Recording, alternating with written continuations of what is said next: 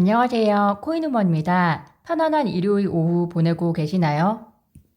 현재 리플 가격은 약 700원 정도인데요. 일주일간 무려 45%나 폭등하면서 800원 근처까지 갔던 리플이지만 이후에 과매수 영역 돌파로 인해서 차익 실현되면서 700원대 전후를 오가고 있는 모습입니다.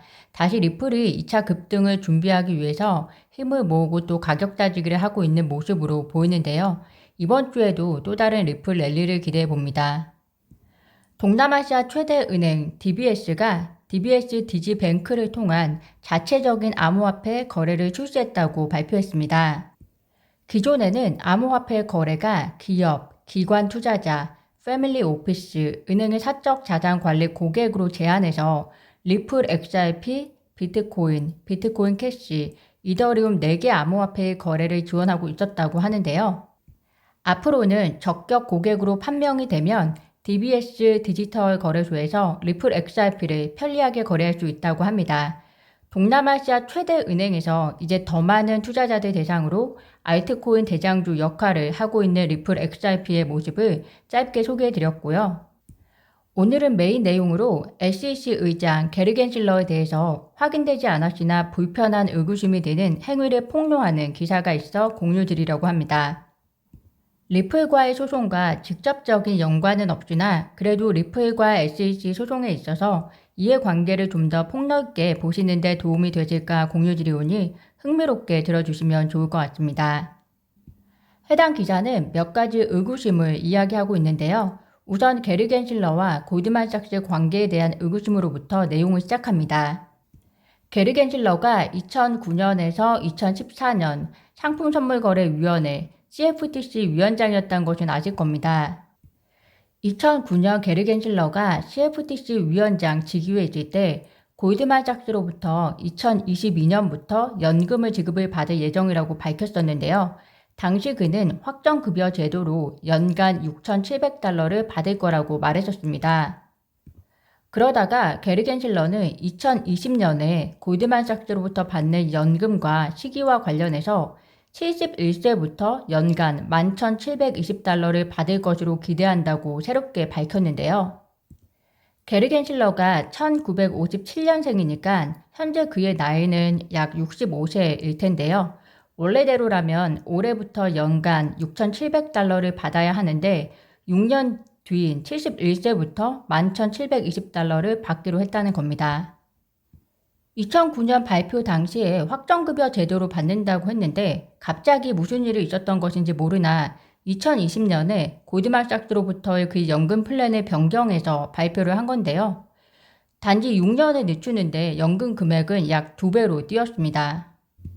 그가 상품선물거래위원회 위원장이었던 만큼 그것이 양적인 것인지 혹은 음적인 것인지 누구도 알 수는 없겠지만 골드만삭스와 커넥션이 있었을 거라는 의구심에서 기사가 작성된 것으로 보입니다.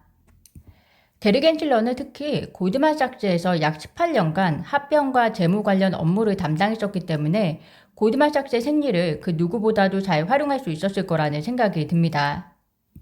또 이 기사는 이런 이야기를 하고 있습니다. 겐실러는 2019년 11월 20일 세계은행으로부터 1,000달러의 사례금을 받았는데 확인해본 바로는 그날 세계은행에는 관련 공개 행사가 없었고 또 겐실러는 연자로도 검색해도 나타나지 않았다. 그러므로 그것은 그가 SEC 의장으로 지명되기 전에 사적인 행사였을 수도 있고 또 그 회의에서 무슨 말이 나왔는지 불분명하다라고 의구심을 나타내고 있습니다.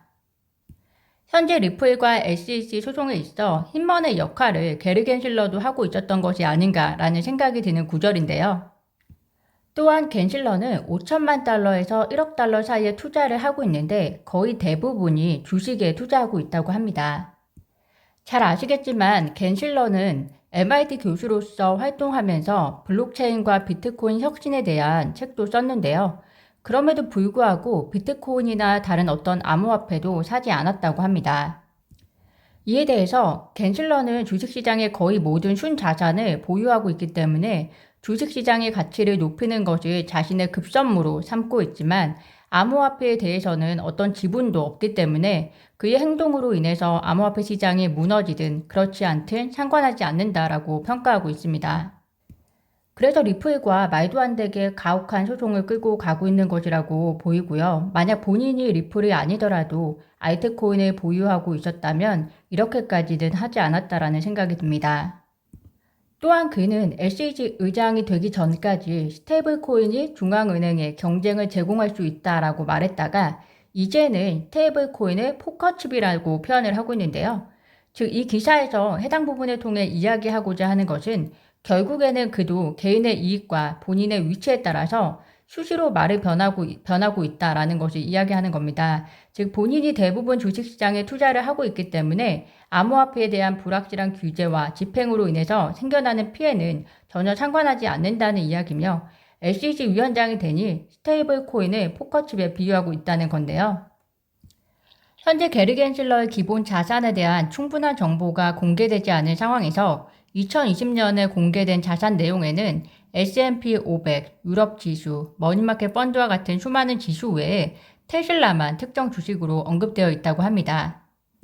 미국에서는 이러한 자산 공개에 대해서 별도로 감사가 이루어지지 않는다고 하니 사실 게리 겐실러가 공개한 자산이 얼마나 정확한 것인지 누구도 알 길이 없기는 하지만 공개된 내용으로 자산만 놓고 보았을 때는 그가 로빈후드나 테슬러 등에게 하고 있는 일종의 행위들은 모두 본인의 자산을 지키기 위한 행위라고 의구심을 나타내고 있습니다. 이런 가운데 제가 기사를 하나 더 찾은 게 있는데요. 이 기사는 2021년 9월경 기사입니다. 게리 겐실러 SEC 의장이 대학생들을 위해서 트위터를 통해 저축장려 비디오를 올렸었다고 하는데요. 내용은 다음과 같습니다. 만약 여러분이 대학에 다니는 동안 일주일에 $5를 저축하면 8% 이익을 벌지도 모른다. 그러면 65세 은퇴 시점까지 $13만 저축하게 된다. 하지만 여러분이 저축을 40세가 될 때 시작하면 일주일에 약 $30가 필요할 것이라고 전했다고 합니다. 이 영상은 미국 연방준비제도 이사회가 금리를 0에 가깝게 유지하고 있다고 발표한 후에 나와서 현실을 직시하지 못한다고 더 비난을 받았었습니다. 또한 동시에 당시 업계에서는 이미 블록파이와 같은 스테이블 코인이 8%의 이자 수익 상품을 제공하고 있기에 겐실러가 8%를 언급했다고 하고 있고요. 지나치게 은행을 편애하는 발언이었다고 비난을 받았었습니다. 본인은 대부분을 주식으로 투자를 하고 있으면서 학생들에게는 은퇴 준비를 위해 저축을 하라는 발상은 어디서부터 나온 것인지 궁금합니다.